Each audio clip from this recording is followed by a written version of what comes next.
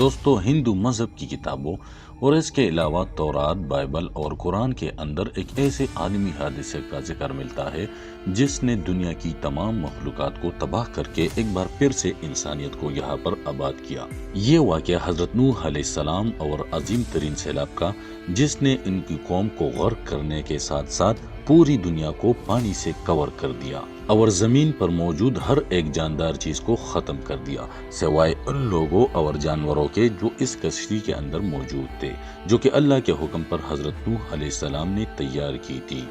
حضرت نوح علیہ السلام کے مخالف قوم کوئی عام لوگ نہیں تھے، بلکہ یہ آج کے دور ایلومیناٹی یعنی شیطان کی پوجا کرنے والے لوگ تھے، جو کہ لگاتار خدا کی تخلیق کو بدل رہے تھے، اور لوگوں نے جانوروں، پودوں اور انسانوں سب کو اپنی مرضی سے بدلنا شروع کر دیا تھا، اور یہ اتنے ایڈوانس تھے کہ آج کے ٹائم کے اندر بھی انسان خلا کے بارے میں اتنا نہیں جانتا جتنا یہ لوگ جانتے تھے۔ یہ لوگ اس وقت اپنی ٹیکنالوجی کی مدد سے خلا کے اندر سفر کیا کرتے تھے۔ یہی وہ لوگ تھے جنہوں نے احرام مصر جیسے بڑے بڑے سٹرکچر تیار کیے، جو کہ طوفان نوح کے بعد بھی بچ گئے، مگر ان سب لوگوں کا نام و نشان تک مٹ گیا۔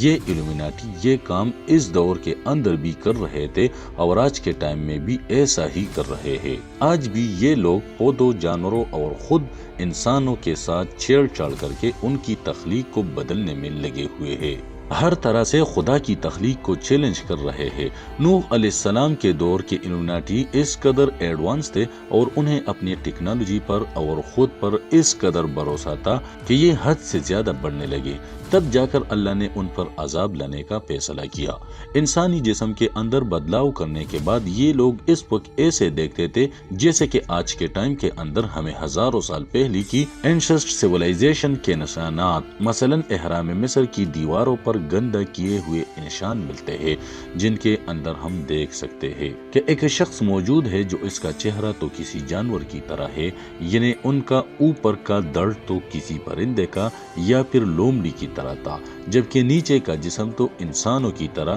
یہ سب بدلاؤ ان لوگوں نے خود کو اللہ کی تخلیق کو بدل کر اور اس کا مذاق بنا کر ایجاد کر لیے تھے، اور انہی لوگوں نے احرام مصر کو بھی اپنے لیے بنایا تھا۔ نوح علیہ السلام نے ان لوگوں کو بہت سمجھانے کی کوشش کی اور ان کو تبلیغ کرنے کے لیے کئی سو سال گزار دیے۔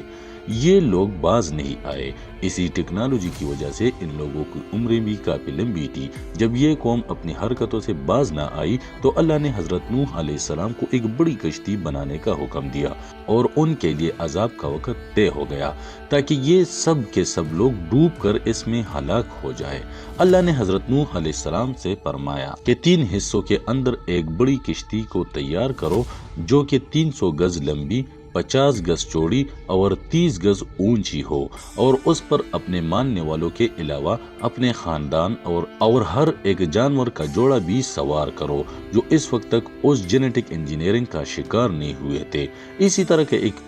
ایک جانور کے جوڑے کو تلاش کرنا یقیناً بالکل امپاسبل کام تھا، لہٰذا اللہ کے حکم سے یہ تمام جانور اس کشتی کے پاس ایک ایک کر کے اکٹھا ہونے لگے اور اس میں خود سوار ہو گئے۔ نوح علیہ السلام کے خلاف جانے والے یہ قوم اس قدر ایڈوانس تھی اور اس کے پاس اتنا علم تھا کہ یہ لوگ پورٹل کے ذریعے آسمان کے اندر ایک جگہ سے دوسری جگہ سفر کیا کرتے تھے، اور زمین پر واپس آ کر یہ لوگ عام انسانوں کو اپنے حکم کے مطابق غلاموں کی طرح اپنے اشاروں پر چلنے کا حکم دیتے، ان کے خدا بن کر۔ اور بالکل یہی وجہ ہے کہ قدیم مصری لوگ اسی طرح کے جینیٹکلی موڈیفائڈ انسانوں کو اپنا خدا بنا کر پہلے بھی پوچھتے تھے، اور آج بھی دنیا بھر سے ان کی تصویریں بالکل ایک جیسی دنیا کے مختلف کونوں سے مل رہی ہے۔ بالکل یہی کانسیپٹ ہم 2021 کے اندر آنے والی ایک ہالی ووڈ فلم اینجلز کی اندر بھی دیکھ سکتے ہیں، جس میں دکھایا گیا ہے کہ آسمان کے اندر سے آنے والے سپر پاورز رکھنے والے لوگ جو انسانوں جیسے ہی دیکھتے ہیں،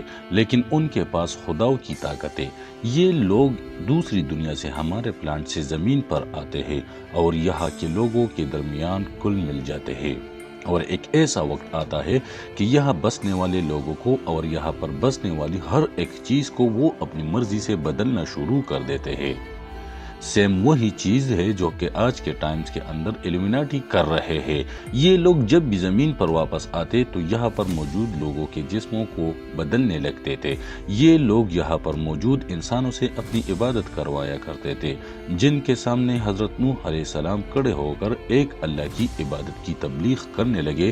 ان ایلومیناٹیز کے بت آج بھی نیوزی لینڈ، ساؤتھ امریکہ اور الاسکا کے اندر رکھے گئے ہیں، جس کی یہ ایلیٹ کلاس یعنی آج کے ٹائم کے ایلومیناٹیز ان کی پوجا کرتے ہیں۔ بائبل کے مطابق سیلاب سے پہلے آسمان سے فرشتوں کو اتارا گیا تھا، کیونکہ نوح علیہ السلام اور عام انسان ان لوگوں کا مقابلہ نہیں کر سکتے تھے۔ اور یہ کانسیپٹ ہالی ووڈ کی فلم کے اندر بھی دکھایا گیا ہے، جس میں دکھانے کی کوشش کی گئی کہ جب یہ فرشتے آسمان سے زمین پر پہنچتے ہیں تو یہ پہاڑوں کی طرح اونچے تھے، جنہوں نے نوح علیہ السلام کے گھر والوں اور ان پر ایمان لانے والوں کو بچا کر ایک کشتی کے اندر سوار کیا اور ان ایلومیناٹیز یعنی ان لوگوں کو رو کے رکھا جب تک کہ سیلاب شروع نہ ہو گیا۔ بائبل سے ہمیں اس بات کا حوالہ ملتا ہے کہ یہ مخلوق ایلومیناٹی دوسرے سیارے پر آباد ہو چکی تھی، جیسا کہ آج کے انسان مارچ پر 2024 تک آباد ہونے کا منصوبہ بنا چکے ہیں۔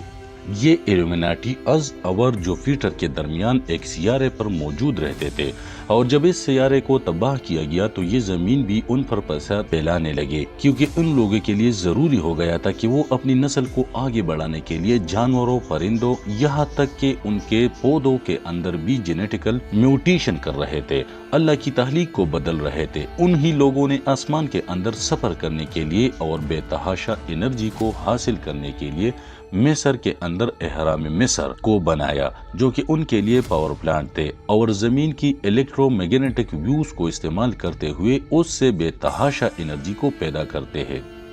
جو کہ کبھی ختم نہ ہوتی۔ اسی وجہ سے زمین کو دھونا ہی آخری حل تھا، تاکہ آخر تک یعنی قیامت تک آنے والے انبیاء کرام اور انسانوں کی تبلیغ کا جو سلسلہ چلنا تھا وہ برقرار رہے، کیونکہ اگر یہ سیلاب تمام دنیا کے انسانوں پر ایک ساتھ آ جاتا تو دنیا کا کوئی بھی انسان نہ بچ پاتا، انسانی نسل ہی ختم ہو جاتی۔ نسل انسانی کو قائم رکھنے کے لیے حضرت نوح علیہ السلام اور ان کی بیوی اور ان کے 3 بیٹوں کو بچا لیا گیا تھا۔ حالانکہ حضرت نوح علیہ السلام کے 4 بیٹے تھے، لیکن ایک بیٹا گمراہ ہو کر اس سیلاب کے وقت ایک پہاڑ پر چڑھ کر بھی ڈوب گیا۔ ایلومیناٹی نے نوح علیہ السلام کو آفر کی تھی کہ ہم تمہیں آسمانوں کے اندر گھوم کر اس کا علم عطا کرتے ہیں، مگر نوح علیہ السلام نے اللہ کے حکم پر کشتی کی تیاری شروع کی تو یہ لوگ نوح علیہ السلام کا مذاق اڑایا کرتے تھے کہ یہاں پر تو آس پاس کوئی سمندر ہی موجود نہیں، کیا تم اس کشتی کو خشکی پر چلانا چاہتے ہو؟ جب یہ قوم تباہ ہوئی تو ان کے مجسمے دنیا کے مختلف کونوں کے اندر موجود رہ گئے، جنہوں نے بعد میں آنے والی بہت بت پرست قوموں نے ایک بار پھر سے پوجنا شروع کر دیا۔ قرآن پاک اور دوسری مذہبی کتابوں کے اندر ایلومیناٹی کا ذکر زیادہ موجود نہیں ہے، پر ان کی نشانیاں ضرور ملتی ہے جو یہ ثابت کرتی ہے کہ یہ لوگ اپنے وقت کے اندر انتہائی ایڈوانس تھے اور انسانوں سے اپنی پوجا اور عبادت بھی کروایا کرتے تھے، اور اسی لیے مصر کے لوگوں نے ان ایلومیناٹیز کی تصویروں کو خدا کا درجہ دے کر ان کی پوجنا شروع کر دیا، اور اس کے ساتھ ہی ساتھ نمرود اور فرعون مصر نے بھی خدائی کا دعویٰ انہی سے متاثر ہو کر یعنی انہی ایلومیناٹیز کے آئیڈیالوجی سے لیا تھا، جو کہ آج کے ٹائم کے اندر بھی شیطان کو خدا کا درجہ دے کر اس کی عبادت کرتے ہیں، بلکہ اس کے ساتھ ساتھ پوری دنیا پر کنٹرول بھی حاصل کرنا چاہتے ہیں۔ ان کی آئیڈیالوجی ہزاروں سال گزرنے کے باوجود بھی آج تک نہیں بدلی، اور بالکل اسی طرح سے جب یہ لوگ اللہ تعالیٰ کی ہر ایک تخلیق کے اندر چھیڑ چھاڑ کرنے کے بعد اپنے آپ کو ہر چیز کا مالک و مختار بنا کر خدائی کا دعویٰ کریں گے تو نوح علیہ السلام کے مخالف رہنے والے ان کے آباء و اجداد کی طرح انہیں ایک بار پھر سے اللہ کے عذاب سے کوئی نہیں بچا پائے گا۔ تو اللہ تعالیٰ سے دعا ہے کہ ہم کو اسی طرح فتنے اور شر سے بچا کے رکھے اور ہمیں اپنی عبادت کی توفیق عطا فرمائے، آمین یا رب العالمین۔